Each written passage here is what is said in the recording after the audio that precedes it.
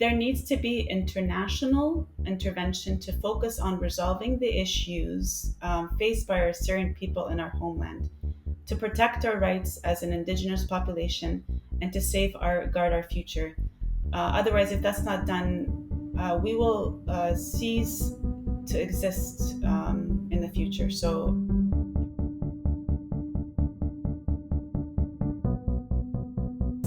my name is Diklat Georgees. I am an Assyrian Canadian and was born in the city of Mosul in Iraq.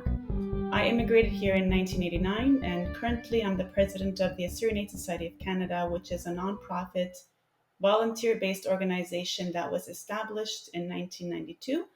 And our work focuses on promoting our cultural preservation for our Assyrian community in Canada, as well as mobilizing sustainability efforts for our people in our indigenous homeland of Iraq. So, just for some context, for those that are not aware, we Assyrians are also sometimes referred to as Chaldeans or Syriacs or Aramaeans. We are an indigenous ethnic group native to Mesopotamia, where our homeland is a region that is divided between modern day Iraq, southeastern Turkey, northwestern Iran, and northeastern Syria. So, the situation for the Assyrian people in the Middle East is very difficult at this time. The Middle East is nearly emptied of our population because of religious and ethnic persecution.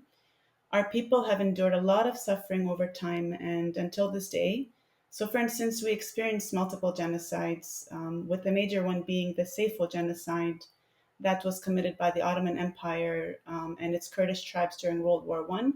So, between 1915 to 1918, hundreds of thousands of Assyrians, along with Armenians and Greeks, were killed. And then you can only imagine what happens to those that managed to survive. And then in modern times, the region's instability due to wars has had a significant negative impact on our people.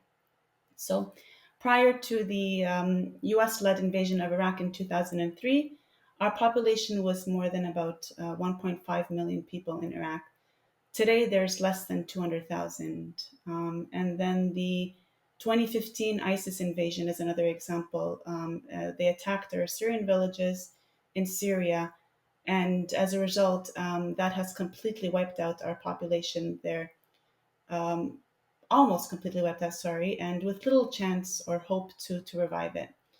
As for our language is classified as definitely endangered by UNESCO, and our rights, there is no law in place to protect our indigenous rights. We're not even identified by our ethnic identity in the Middle East. We are just labeled as Christians in our country. And we unfortunately are a majority diaspora nation now.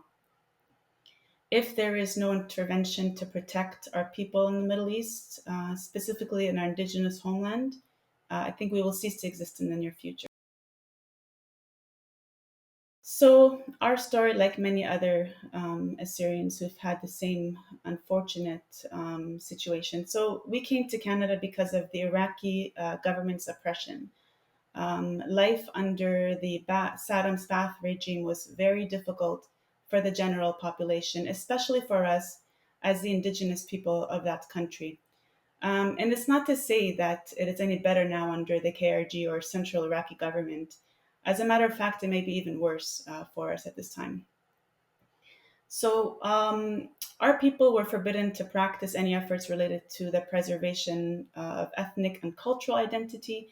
For example, Assyrian singers were arrested for singing nationalistic songs.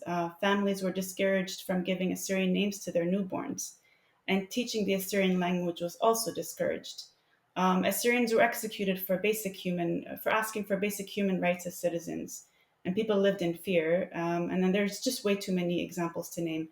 So as for our circumstance, for our family, my uncle had a high-ranking position while working for the government, and with such a position, one is mandated to become a Ba'ath member or member of the Ba'ath Party. He didn't want to be a member of the Ba'ath Party; he just wanted to live as an ordinary citizen. And so during Saddam's time, you really did not have a choice to say yes or no. So there would be consequences for that decision. And knowing that it would not be favorable to the government at the time, he had no choice but to flee the country with his family, which was with his wife and child at the time, for their own safety, because otherwise he would have been executed. So, because of his departure, it led to the unjust arrest of all of his siblings who were residing in Iraq, and my father included.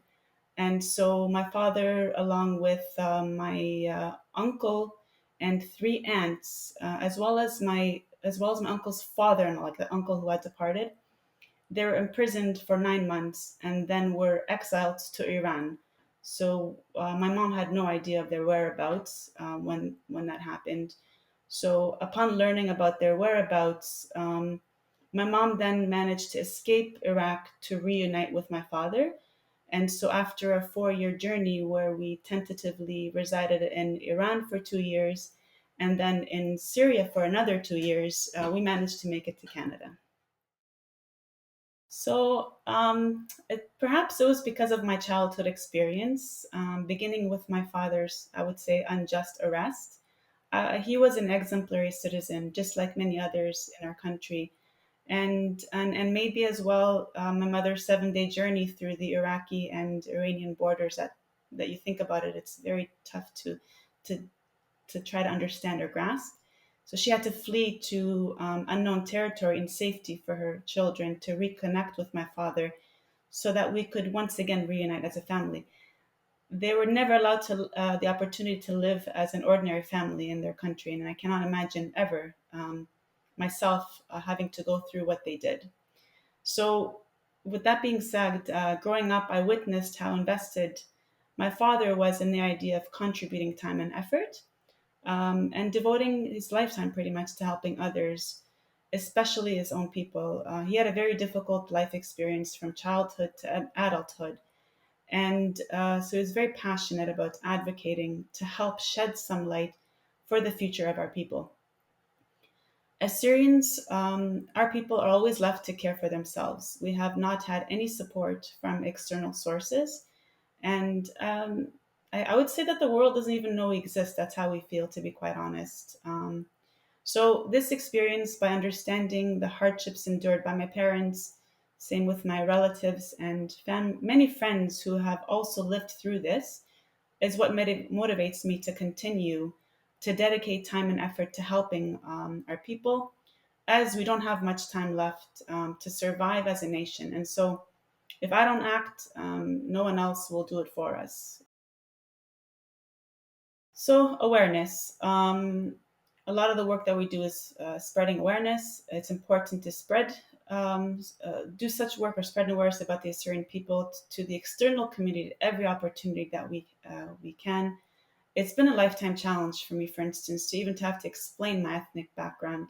A lot of times when I say I'm Assyrian, one will automatically assume Syrian, and then I have to go through the whole uh, education piece to say, no, actually, we are Assyrians, are different from Syrians. There are like, it's just such a challenge. So awareness is very important, and there's not many resources available about our people, and only a very small percentage of people worldwide know about us. So if you ask the general public, they're not going to know who Assyrians are. A lot of times I've been told, "Oh, I thought they no longer existed," and that's one common example um, that we're faced with. And then another one is maintaining our community. So, as mentioned earlier, the majority of our people are a diaspora nation. And so, with this being said, they will quickly assimilate into the hosting countries if there's no programs in place to connect them with their community. With Canada having a large population of Assyrians, for instance, in the Toronto and Hamilton areas, we have a large population. Our organization is focusing on efforts to build and strengthen our community just to stay connected. And the challenge it is that the work is done on a voluntary basis and part time as well, though our team is dedicated to making our efforts grow. So we are very passionate about it. It touches all of us because it's a very difficult situation, and they're also our people have immigrated in a large volume at a time because of the situation back in the homeland. So it's sort of hard to keep up with a large volume to be able to support on a mass entry into the country as well. So I'd say that there are more challenges than success stories for our people. I could only say that our success is that our people are very resilient. Every one of us suffers from intergenerational trauma. Every Assyrian family that has immigrated to Canada and other parts of the world um, has an unfortunate story to tell about their experience. And so, despite the circumstances, we will always have a positive outlook and are hopeful that we will continue to advocate for our existence because it's a fundamental human right. So, lots more challenges. We're just hopeful. So, advocating for the Assyrian cause is collective work that is done by many Assyrians worldwide in many different ways. I can just say that I want the world to allow and enable the opportunity for people to be granted what I consider basic human rights, and that is to live in peace, security, and stability according to our own policy within our own indigenous ancestral lands. As you know, once you take something out of its environment, it's not going to be ever the same. And evidently, as we all know, decision makers in the political arena are aware of the challenges and issues our people face. So they would have to uphold the responsibility to prioritize and support such critical preservation efforts. And once again, speaking to this, it's not only for our Assyrian people, but for any indigenous population in the world. It's a responsibility to ensure that their cultural that their cultural rights are preserved. We cannot lose such populations.